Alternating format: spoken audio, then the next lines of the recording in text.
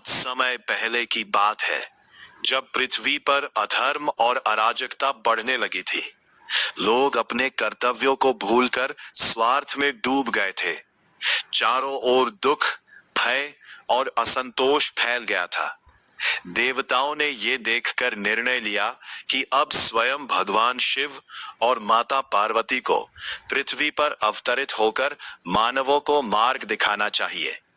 एक शांत पर्वत पर, जहां हवा में भी मंत्रों की ध्वनि गूंजती थी, वही कैलाश से भगवान शिव और माता पार्वती ने साधारण मानव रूप धारण किया। भगवान शिव ने अपने त्रिशूल और दिव्य आभूषणों को छुपा लिया और एक साधु के रूप में निकल पड़े, जबकि माता पार्वती एक सरल, करुणामयी स्त्री के रूप में उनके साथ थीं। धरती पर आते ही उन्होंने एक छोटे से गांव में प्रवेश किया। गांव के लोग बहुत परेशान थे। सूखा पड़ चुका था, फसलें नष्ट हो रही थी और लोग एक दूसरे से लड़ रहे थे। कोई भी किसी की मदद नहीं कर रहा था। भगवान शिव ने एक पेड़ के नीचे बैठकर ध्यान करना शुरू किया। उनकी शांत ऊर्जा से वातावरण बदलने लगा।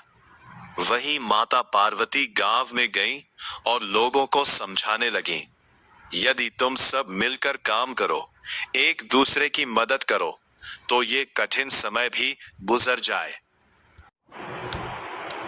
लेकिन लोग उनकी बातों को अनसुना कर रहे थे। तभी एक बूढ़ा किसान उनके पास आया और बोला, हम बहुत दुखी हैं, कोई हमारी मदद नहीं कर रहा। माता पार्वती मुस्कुराई और बोली, सहायता बाहर से नहीं आती, पहले इसे अपने भीतर जगाना पड़ता है। उधर भगवान शिव ने अपनी आंखें खोली और आकाश की ओर देखा। उसी क्षण हल्की बारिश शुरू हो गई।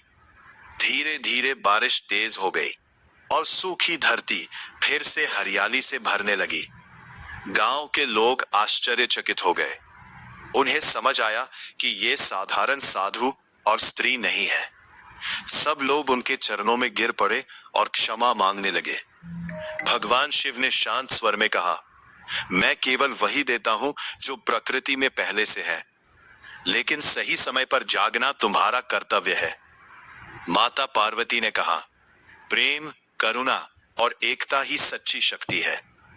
इसके बाद शिव और पार्वती ने अपना दिव्य रूप प्रकट किया।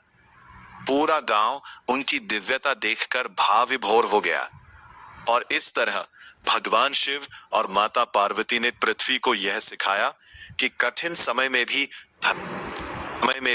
धर्म, सहयोग और प्रेम ही जीवन का सबसे बड़ा आधार है।